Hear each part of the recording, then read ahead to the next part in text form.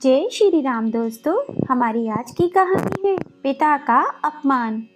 जनवरी का महीना, हाथ पैरों को गला देने वाली भयानक ठंड पड़ रही थी। चूल्हे में कोयले की अंगीठी में माँ रोटियां सेक रही थी। बाहर आंगन में ठंडी बयार बह रही थी। ऐसे में दोनों भाई और छोटी बहन चूल्हे के पास ही खाना खाने बैठ गए। तभी बड़ा बेटा कौशल बोला, बस माँ, और भूख नहीं है, मेरे लिए और रोटी मत बनाना। तभी माँ बोली, अरे जवान शरीर है, खाना नहीं खाएगा तो काम कैसे करेगा। अब तुम दोनों भाई शहर जा रहे हो तो अपना ख्याल तुम्हें खुद ही रखना पड़ेगा। हाँ माँ, तुम चिंता मत करो, हम कोई दूध पीते बच्चे तो है नहीं। इतना कहते हुए कौशल उठकर बाहर आंगन में लगे हैंडपंप से हाथ धोने लगा और कमरे में जाकर शहर जाने की तैयारी करने लगा। 2 दिनों के बाद गांव की मिट्टी में पले बड़े कौशल और अविनाश अब गांव से दूर शहर चले गए। गांव में उनका पुश्तैनी मकान था जिसमें उनके माता पिता और बहन रह गए। कौशल बहुत ज़्यादा पढ़ा लिखा तो नहीं था, लेकिन उसकी चालाकी के आगे अच्छे अच्छे पढ़े लिखे भी पानी भरते थे। छोटा भाई अविनाश भी ग्रेजुएशन पास करके उसके साथ ही शहर चला आया। कौशल ने कुछ महीनों तक ठेकेदारों के साथ कपड़े का काम किया। धीरे धीरे वह इस धंधे की बारीकियां सीख गया और फिर उसने एक दिन ठेकेदारी का लाइसेंस बनवा लिया और देखते ही देखते वह अव्वल दर्जे का ठेकेदार बन बैठा। कौशल को कपड़ा मार्केट में बड़े बड़े ठेके मिलने लगे और उसकी पहुंच शहर के बड़े बड़े लोगों तक हो गई। उधर अविनाश भी कहाँ कम था, पढ़ाई में तो शुरू से ही होशियार था।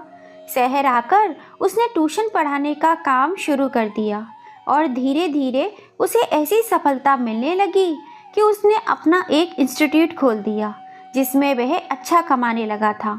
अब दोनों बेटे गांव में अपने माँ बाप के पास थोड़ा बहुत रुपया पैसा भेज दिया करते थे।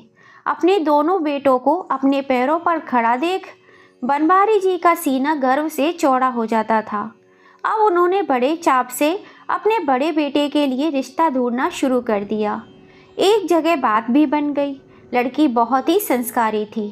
जन्म कुंडली मिलाई गई तो पंडित जी बोले, सारे गुण मिल रहे हैं जजमान, अब तो चट मंगनी पट ब्याह कर दीजिए। फिर बनवारी जी ने बड़े उत्साह से अपने बेटे कौशल को फ़ोन किया, लेकिन छोटे से गांव में रहने वाला कौशल तो शहर आकर इतनी जल्दी तरक्की कर गया कि उसकी हवा भी बदलने लगी। कौशल तो शहर में जाकर शहर के रंग में ही रच चुका था। गांव की रिश्तेदारी तो उसे अपने स्तर से छोटी लगने लगी थी और अपने यार दोस्तों में भी उसने अपने आप को पैदाइशी अमीर ही बताया था। जैसे ही उसके पिता ने फ़ोन करके उसके रिश्ते की बात बताई तो कौशल बौखला उठा। पिताजी, मुझे बिना बताए आपने मेरे रिश्ते कैसे ढूंढ लिया? मेरी एक बात ध्यान से सुन लीजिए, मैं किसी गांव की लड़की से शादी बिल्कुल भी नहीं करूंगा। ऐसा कहकर कौशल ने फ़ोन कट कर दिया। बेटे द्वारा कही गई बातों पर बनवारी जी को बिल्कुल भी यकीन नहीं हो पा रहा था। यही बातें सुनते ही उन्होंने अपना माथा पकड़ लिया। परिवार में किसी की समझ में नहीं आ रहा था कि आखिर कौशल की बुद्धि इतनी भ्रष्ट कैसे हो गई। क्या उसे अपने माँ बाप की इज्जत की कोई परवाह नहीं है? जैसे तैसे 2-3 दिन बीते, लेकिन माँ बाप के दिल में चैन नहीं था। आखिरकार माँ का मन नहीं माना और उसने कौशल के पिता से कहा, अजी एक बात कहूँ, आप एक बार कौशल को मनाने के लिए उसके पास शहर क्यों नहीं चले जाते? तभी बनवारी जी बोले, कौशल की माँ, सोच तो मैं भी यही रहा था, लेकिन क्या करूँ, जेब में पैसा नहीं है।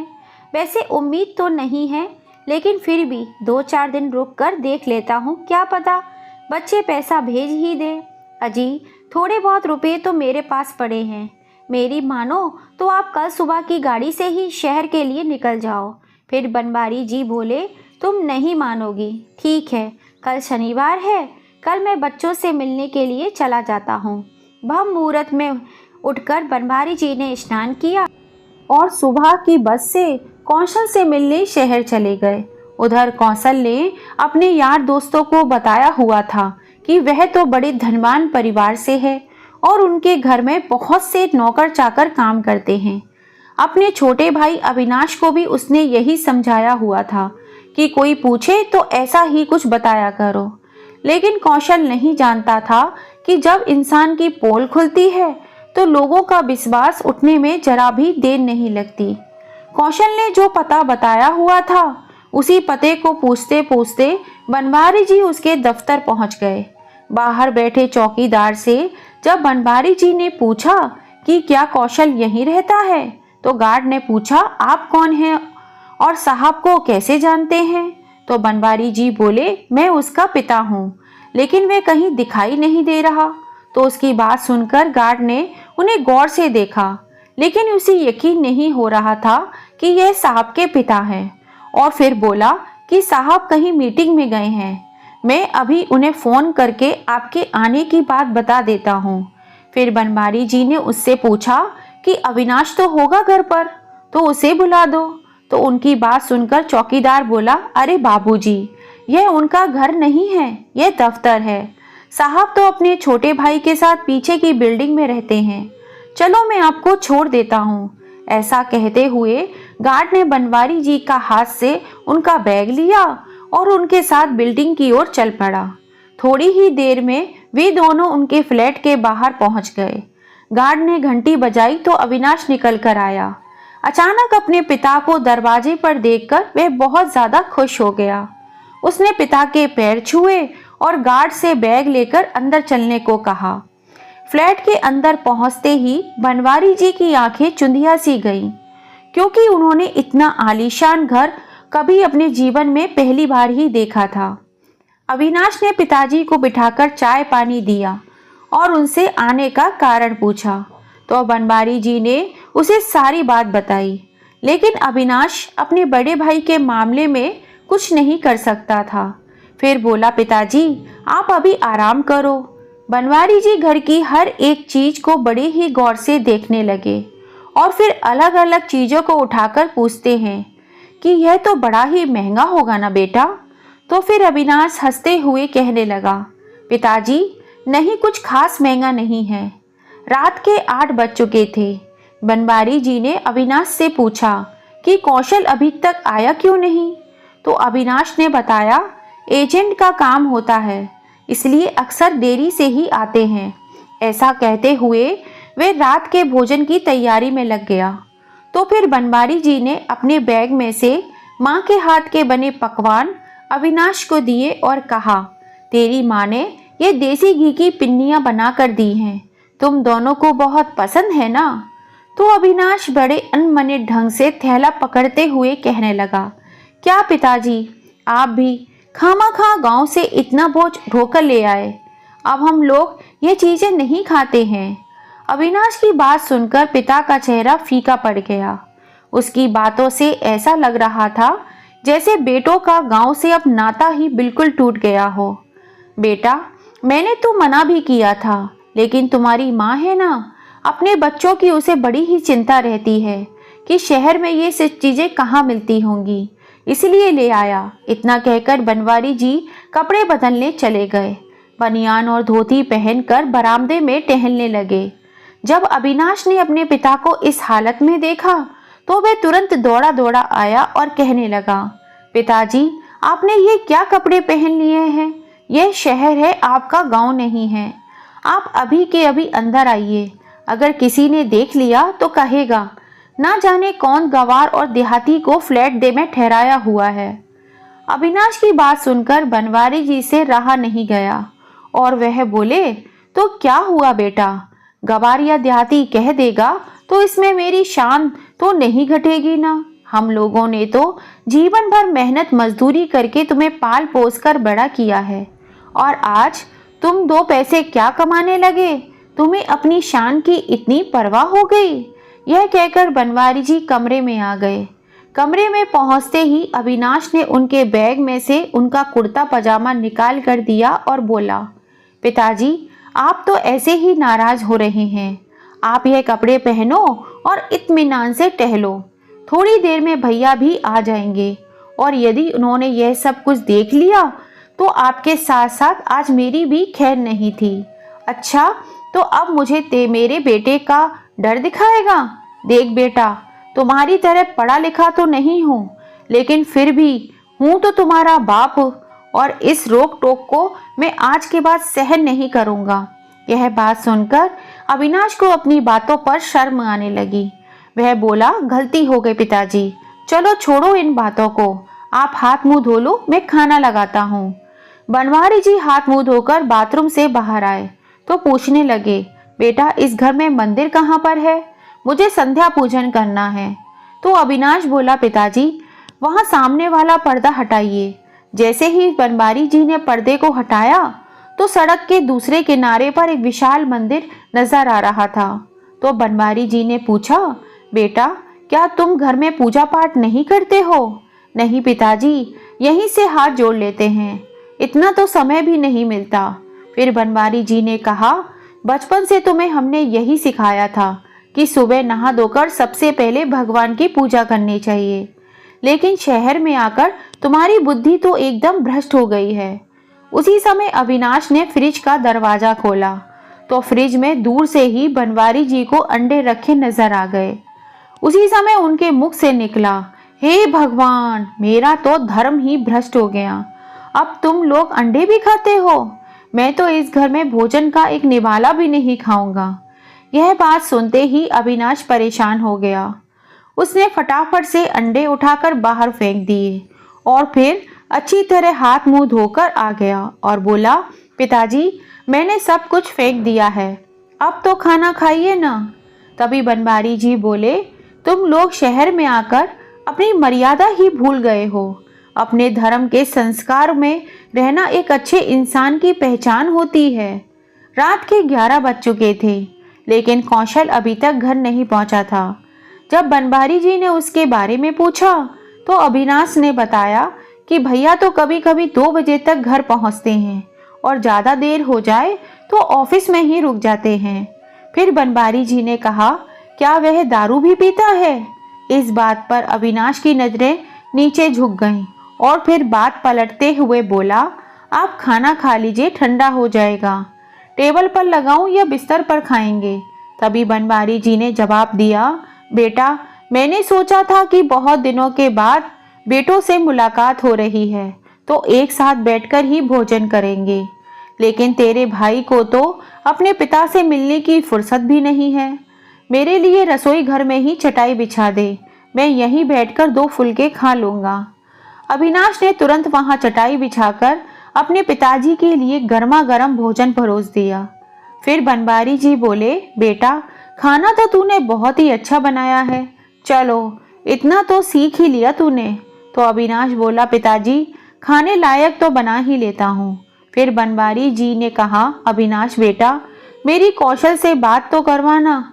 अपने बड़े भाई से बात करवाने के लिए अविनाश ने फ़ोन लगाया तो जैसे ही बनवारी जी ने फ़ोन पर उससे बात करनी चाही तो उसने फ़ोन काट दिया। फिर बनवारी जी बोले, ठीक है बेटा, आज तक सुना ही था कि बाप बड़ा ना भैया, सबसे बड़ा रुपया, आज देख भी लिया। उन लोगों ने रात के 12 बजे तक कौशल का इंतजार किया। फिर अचानक बनवारी जी खड़े हुए और अपने छोटे बेटे अविनाश से बोले, बेटा ऐसा भी क्या काम है तेरे बड़े भाई को जो वह आधे घंटे के लिए अपने बाप से मिलने नहीं आ सकता? तू मुझे उसके पास ही ले चल। ऐसा कहते हुए बनवारी जी अपनी धोती पहनने लगे और बोले, वह बड़ा आदमी हो गया है तो मैं ही उसके लाड साहब से मिलकर आता हूँ। जहाँ इतनी दूर आ गया हूँ तो थोड़ी दूर और सही। अविनाश को समझ में नहीं आ रहा था कि वह क्या करे। सोचने लगा, इस समय भैया होश में तो होंगे नहीं, मुझे तो भला बुरा बोलेंगे ही, और अगर पिताजी ने उन्हें इस हालत में देख लिया तो अनर्थ ही हो जाएगा। उनके सामने कुआं था और पीछे खाई थी। आखिरकार वे अपने पिता के साथ अपने भाई के दफ्तर पहुंच गया। दफ्तर के बाहर पहुंचते ही उसने अपने पिताजी से कहा, पिताजी आप भैया से कुछ मत कहना, नहीं तो आज बहुत बड़ा बवाल हो जाएगा। वैसे तो शराबी लोगों के मुंह लगना भी आपकी शान के खिलाफ है। अब आपकी इज्जत आपके ही हाथ में है। लेकिन बनवारी जी को कुछ समझ में नहीं आ रहा था कि आखिर अविनाश उनसे ये सब बातें क्यों कह रहा था। क्या मैं नादान हूँ या फिर कोई बाहर का व्यक्ति हूँ? ऐसा सोचते हुए बनवारी जी ने दरवाजा खटखटाया। अंदर से कौशल ने दरवाजा खोला और अपने पिता बनवारी जी को देखते ही गुस्से में चिल्लाया, कौन है आप? इस समय मेरे दफ्तर के बाहर क्या कर रहे हैं? तभी अविनाश बोला, अरे भैया, आप ये क्या कह रहे हैं?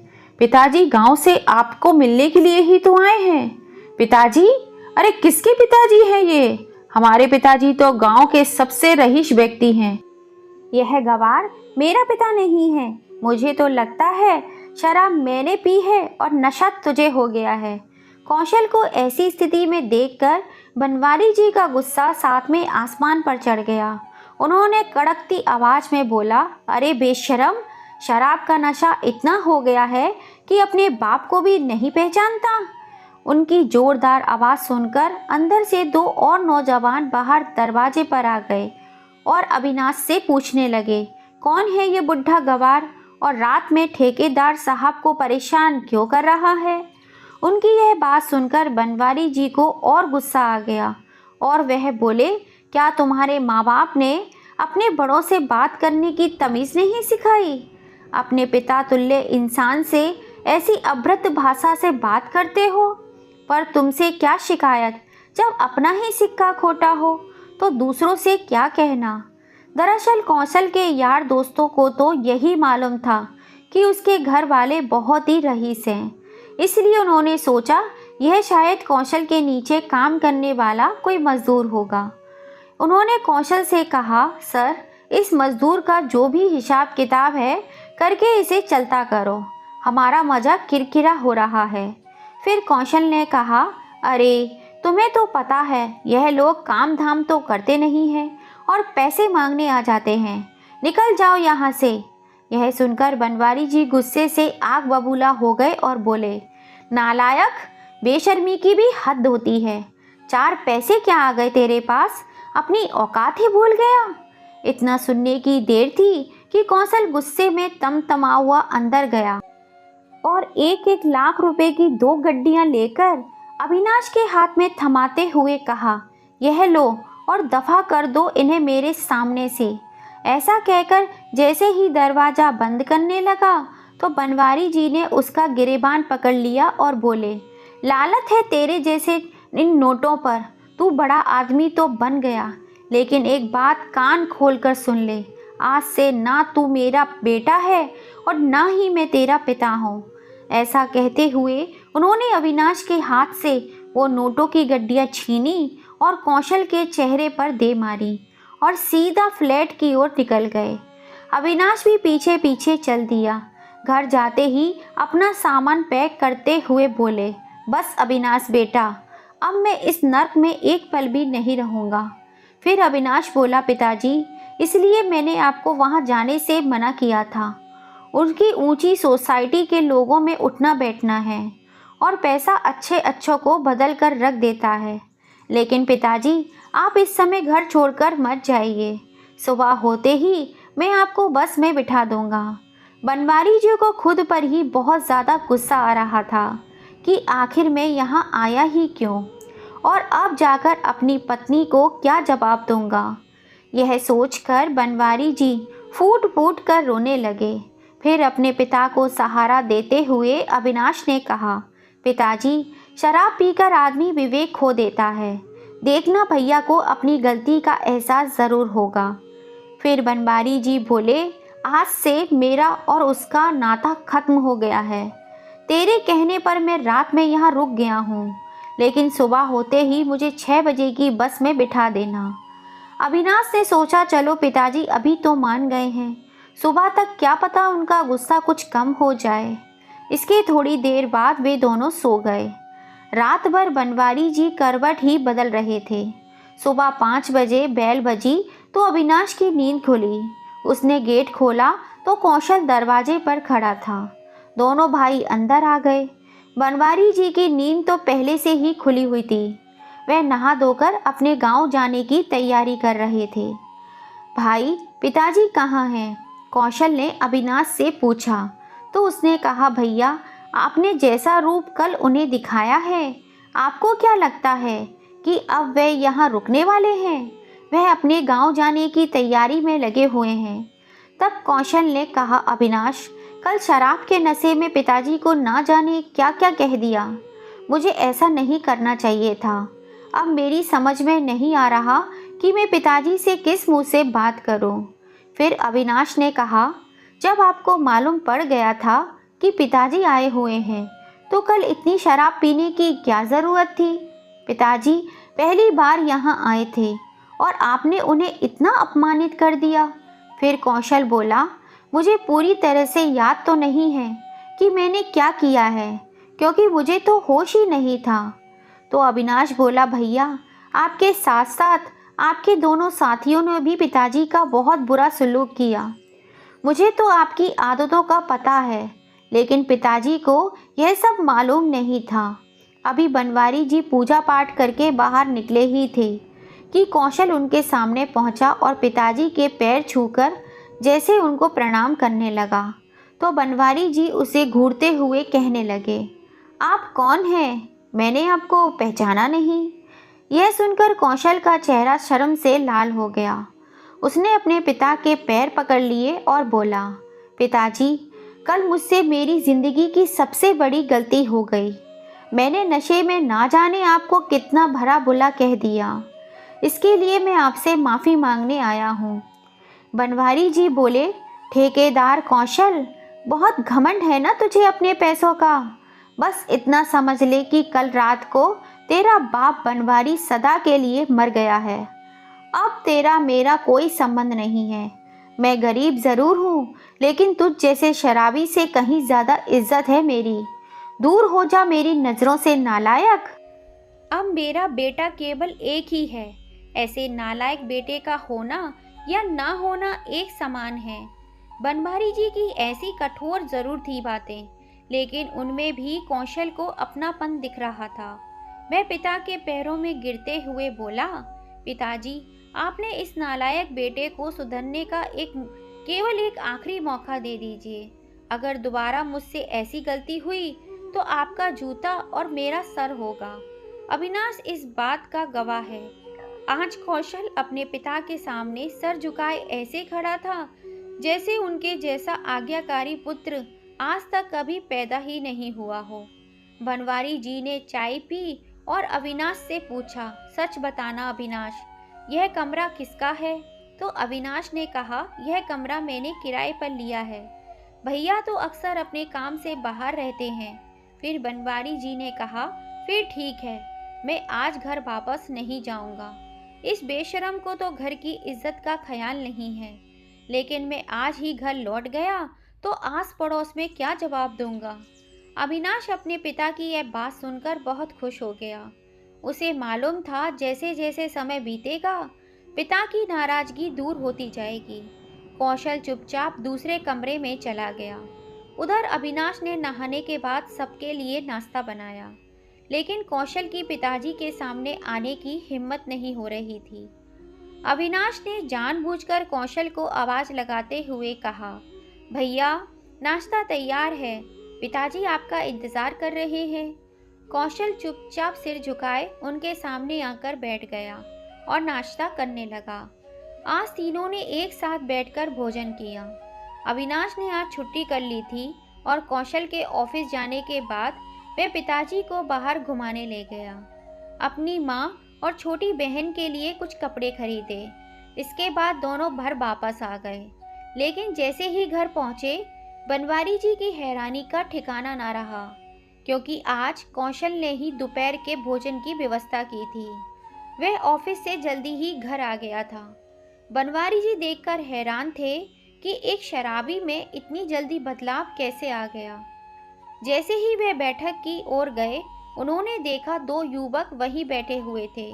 वो वही युवक थे जिन्होंने पिछली रात उनकी तौहीन की थी। उन दोनों ने बनवारी जी के पैर छुए तो बनवारी जी ने कहा, जी मैंने आपको पहचाना नहीं। तो उन दोनों ने सर झुकाकर एक ही स्वर में कहा, अंकल जी हम कौशल के दोस्त हैं। कल रात को हमने बहुत बड़ी गलती कर दी, इसके लिए हम क्षमा मांगने आए हैं। आप हमारे भी पिता तुल्य हैं, कृपा कर हमें माफ़ कर दीजिए। तो बनवारी जी ने कड़े स्वर में कहा, यह तो तुम्हें कल सोचना चाहिए था। अगर मैं तुम्हारे दोस्त का पिता नहीं होता तो किसी भी बड़े बुजुर्ग का तुम ऐसे ही अपमान करते। यही शिक्षा और संस्कार मिले हैं तुम लोगों को। दोनों युवकों को यह बात सुनकर अपने पढ़े लिखे होने पर लालच महसूस होने लगी। वह बोले, अंकल जी, हम जानते हैं कि दोष हमारा है। दरअसल कल हमारे दोस्त कौशल को पूरे 5 करोड़ का ठेका मिला था, तो इसलिए सोचा कि जश्न मना लें और उस नशे में हमसे जो भूल हो गई उसके लिए हम माफ़ कर दीजिए। हम भविष्य में कभी भी ऐसा नहीं करेंगे। तो बनवारी जी ने चेतावनी भरे लहजे में कहा, ठीक है, लेकिन आइंदा ऐसा ना हो। अपने से बड़ों की कद्र करोगे तो 5 करोड़ क्या 50 करोड़ के भी ठेका मिलेगा। लेकिन अगर पैसे के घमंड में बड़ों का अपमान करोगे तो हमने बड़े बड़ों को भीख मांगते हुए भी देखा है। जैसे ही वे दोनों जाने लगे तो बनवारी जी बोले, मेरी बात का बुरा मत मानना, तुम दोनों अच्छे घर के लगते हो। यह नशे की आदत छोड़ दो, इसमें कुछ नहीं रखा। ठीक है अंकल जी, कहकर उन दोनों ने बनवारी जी को प्रणाम किया और चले गए। उसके बाद कौशल ने खाना परोस दिया। वे जितना अपने पिता के नज़दीक आ रहा था, पिता के दिल में उसके प्रति क्रोध कम होता जा रहा था। जैसे ही उसके पिता ने खाना खाने बैठे तो बनवारी जी ने पूछा, यह खाना किसने तैयार किया है? तो अविनाश बोला, क्यों पिताजी, अच्छा नहीं बना है क्या? लेकिन कौशल अब भी मौन था। उसे मालूम पड़ गया था कि उसकी दूसरी गलती भी जल्दी ही पकड़ी जाएगी। फिर बनवारी जी बोले, भोजन बहुत ही अच्छा बना है, लेकिन ऐसा भोजन तुम तो नहीं बना सकते हो। यह किसी संस्कारी महिला के हाथ से बना हुआ भोजन लगता है। यह सुनकर कौशल हैरान रह गया। यह बात पिता को कैसे मालूम पड़ गई? तभी अविनाश ने पूछा, पिताजी, क्या रात का भोजन अच्छा नहीं बना था? अच्छा तो बना था, लेकिन इतना अच्छा नहीं। जब सब लोगों ने भोजन कर लिया तो कौशल ने हिम्मत करते हुए अब तक का सबसे बड़ा राज अपने पिता के आगे खोल दिया और झिझकते हुए कहा, पिताजी, आपने बिल्कुल सही पहचाना। यह भोजन हमने नहीं बनाया है, आपकी होने वाली बहू ने बनाया है। यह बात बनवारी जी को मजाक प्रतीत हुई। वह बोले, आजकल चल भी ये कुछ ऐसा ही रहा है। बच्चे चुपचाप शादी कर लेते हैं। माँ बाप को तब पता चलता है जब नाती पोते हो जाते हैं। अब कौशल का डर थोड़ा सा कम हो गया। फिर बोला, नहीं पिताजी, अभी बात इतनी आगे तो नहीं बढ़ी है, लेकिन इतना आवश्यक है कि मैंने आपके लिए बहू ढूंढ ली है। आपकी इजाज़त हो तो मैं आपको उससे मिलवा दूं। पड़ोस में ही उसके चाचा का घर है। 4-5 महीने से वे वहीं रहती है।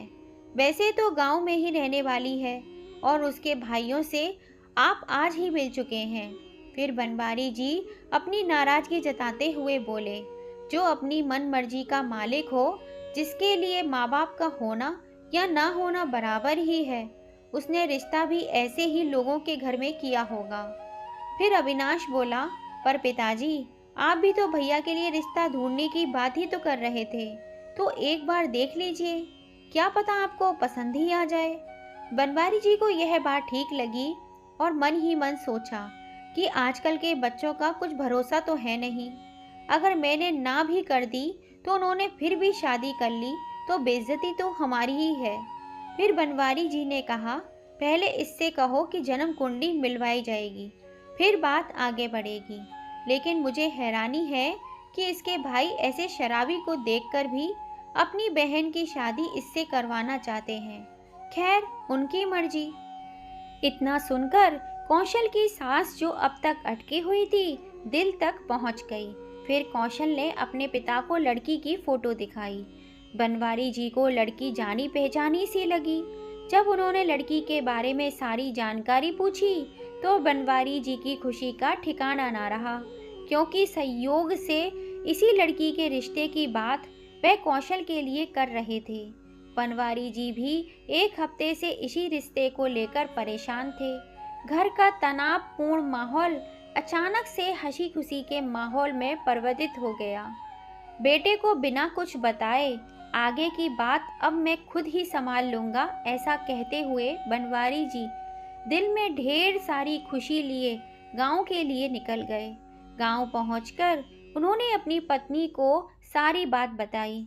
फिर पंडित जी से अच्छा सा मुहूर्त निकाल कर अपने बेटे कौशल की शादी धूमधाम से गांव में ही कराई। शादी के बाद दोनों बेटे कुछ समय तो गांव में ही रहे, फिर बाद में शहर में ही आकर बस गए। अब वह दोनों हर महीने अपने माँ बाप के लिए अच्छे खासे पैसे भेजते हैं और समय समय पर मिलने भी आते हैं। तो दोस्तों, आपको ये कहानी कैसी लगी? बनवारी जी ने जब उस लड़की की फोटो देखी और यह बात अपने बेटे को नहीं बताई, तो क्या उन्होंने सही किया या गलत? या अपने बेटे को जो सबक सिखाने के लिए रास्ता अपनाया वो सही था या गलत? अपनी राय हमें कमेंट करके ज़रूर बताइएगा। कहानी पसंद आई हो तो प्लीज़ ज़्यादा से ज़्यादा अपने फैमिली फ्रेंड में शेयर कीजिएगा, लाइक कीजिएगा, सब्सक्राइब कीजिएगा। जय श्री राम दोस्तों।